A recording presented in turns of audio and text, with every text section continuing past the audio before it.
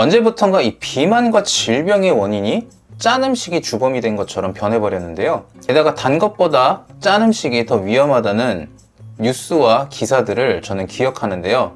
왜냐하면 그 뉴스와 기사들 때문에 저도 제법 오랫동안 짜게 먹지 않고 단 거는 또 맘 편히 먹었던 적이 있었기 때문이죠. 만약 여러분이 저염식이 건강식이라고 강하게 주장하는 의사를 만났다면 그 병원에선 절대 진료받지 마세요. 만약 그 병원에서 진료를 받으시면 필요 이상으로 돈을 더 쓰게 될지도 모르니까요. 오늘은 우리가 많이 오해하고 있는 이 소금 그리고 나트륨, 이것들이 건강에 미치는 영향과 또 어떻게 먹어야 하는지에 대해서 한번 알려드려 볼게요. 우선 WHO에서 권장하는 하루 소금 섭취량은 5g인데요. 우리나라 사람들은 그거보다 훨씬 많이 먹는다고 하죠. 어느 자료에서는 한 8g 정도라고 하는 것도 있고 또 다른 곳에서는 12g 정도라고 하니까 어떤 게 맞는지는 둘째치고라도 확실히 권장량보다 많이 먹는 것은 사실인 거죠.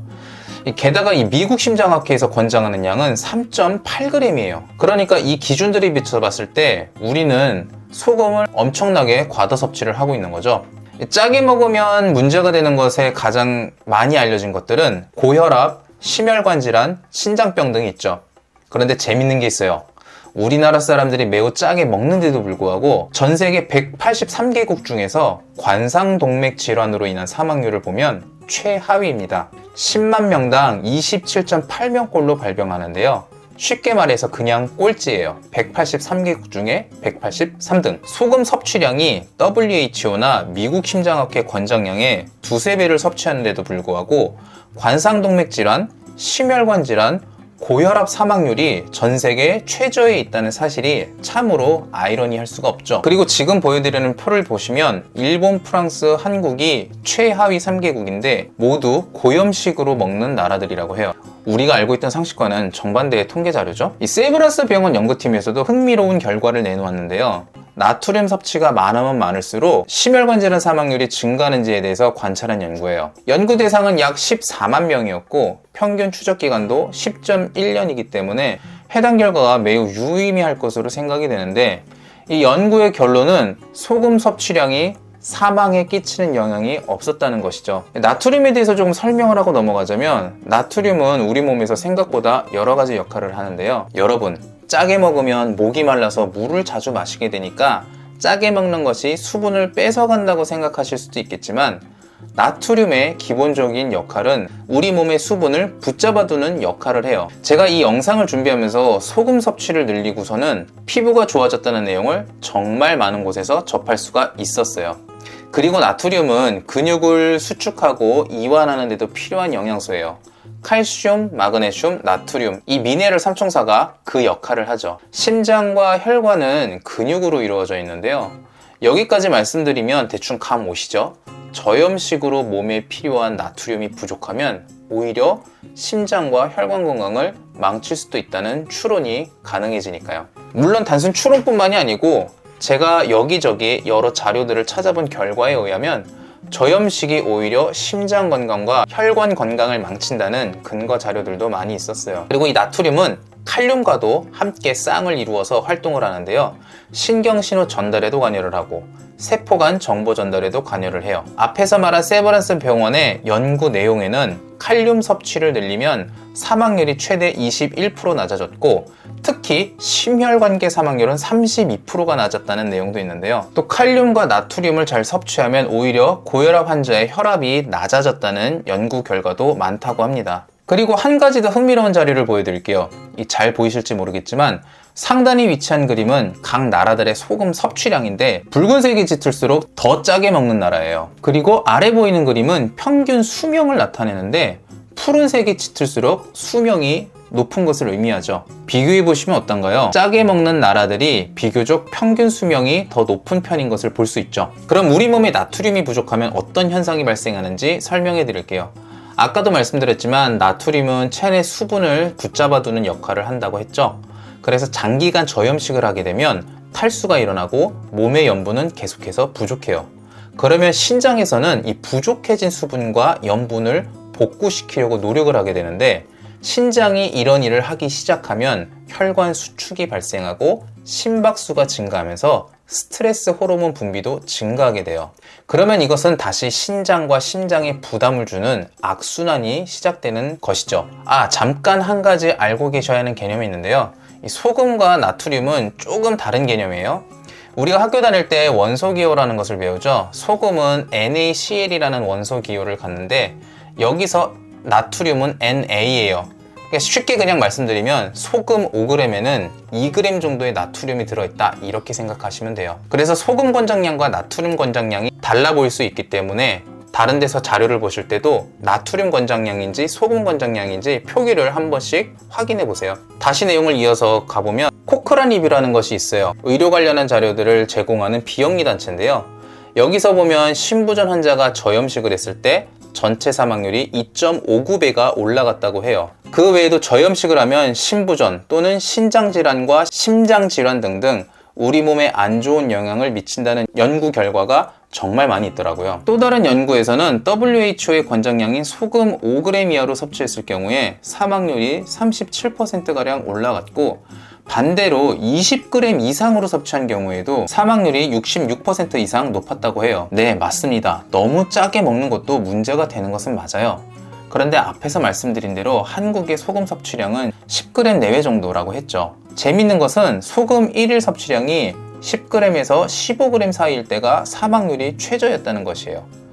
그렇다면 왜 이렇게 소금이 범죄자처럼 둔갑이 되었을까요? 그것은 소금을 섭취하면 일시적으로 혈압이 상승하기 때문인데요. 그래서 소금을 과다 섭취하면 혈압이 상승한다라는 다소 1차원적인 생각에서 출발한 의견들이 저염식을 해야 건강해지는 것처럼 변질이 된 것이에요. 혈압이 갑자기 상승하니까 어쨌거나 나쁜 것 아니냐 하실 수도 있는데, 그럼 다른 얘기를 한번 해볼게요. 여러분, 운동하면 몸에 어떤 증상이 생기죠?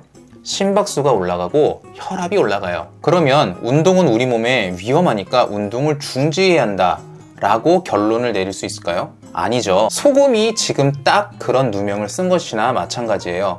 이 소금에 누명이 씌워지면서 득을 본 존재가 있어요. 앞에서도 제 경험으로 말씀드렸지만 바로 설탕이죠.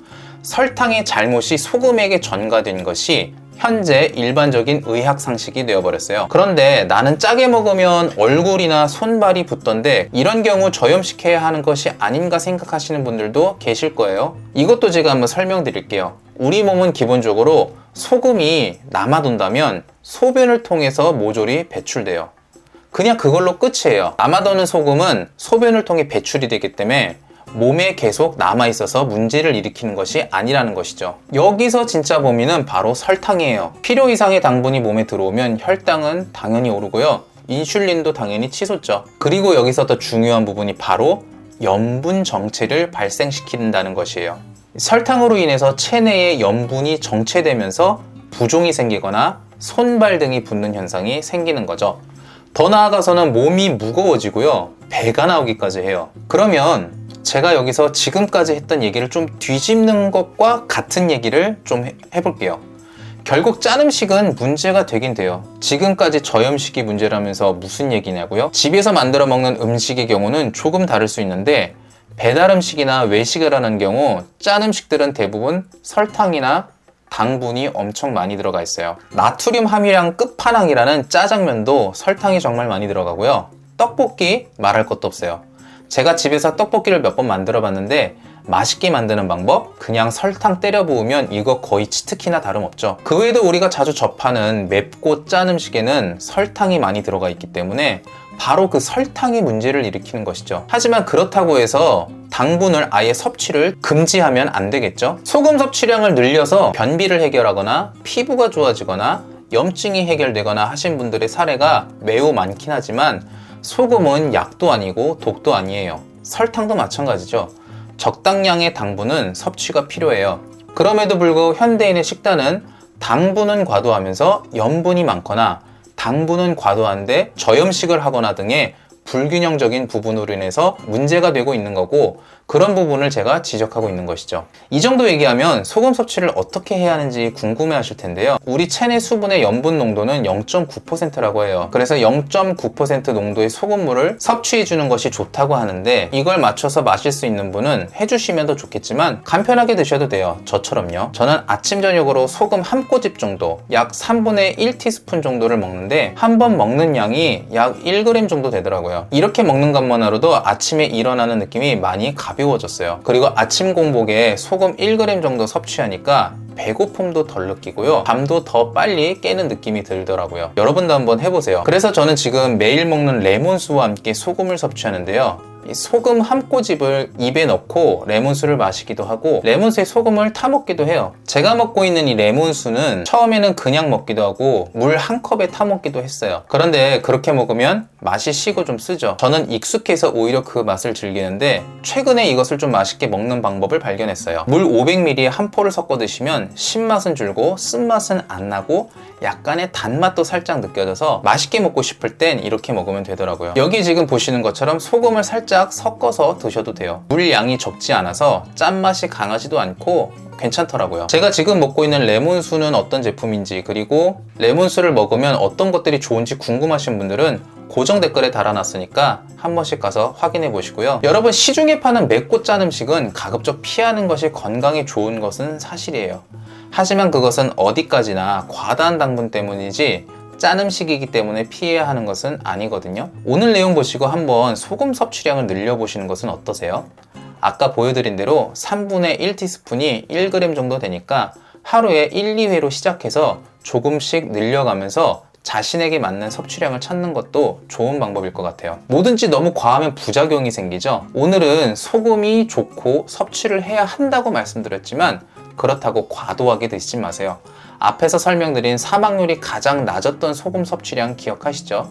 그 이상으로 넘어가면 역시나 저염식보다도 사망률이 더 높았던 것 잊지 마시고요. 앞에서도 말씀드렸지만 정말 많은 곳에서 소금 섭취량을 늘리고 나서 염증이 해결되고 장 청소가 잘 되는 등 디톡스의 효과를 톡톡히 보셨다는 후기들을 정말 많이 접할 수 있었어요. 제가 레몬수로 디톡스 효과를 톡톡히 보고 있는 것은 다른 영상들을 보시면 아실 테고, 디톡스 효과를 제대로 보고 싶으신 분들은 저처럼 레몬수와 소금의 조합으로 한번 시도해보세요. 저는 소금 섭취량을 늘린 지가 일주일가량 되었는데요, 몸이 전보다 가볍게 느껴지고 아침에 일어나서 머리가 무거운 것도 많이 줄어들었거든요. 결국엔 적당한 운동, 균형 잡힌 식단, 스트레스 관리, 이 세 가지로도 건강하게 장수할 수 있는 비결이 아닐까 싶네요. 오늘 영상이 도움되셨다면 구독, 좋아요도 부탁드리고, 주변에 잔병치레나 염증 등으로 고생하시는 분들 계시다면 그런 분들께 오늘 영상도 한번 공유도 해보세요. 오늘 영상은 여기서 마쳐볼게요. 그럼 오늘도 건강한 하루 되세요.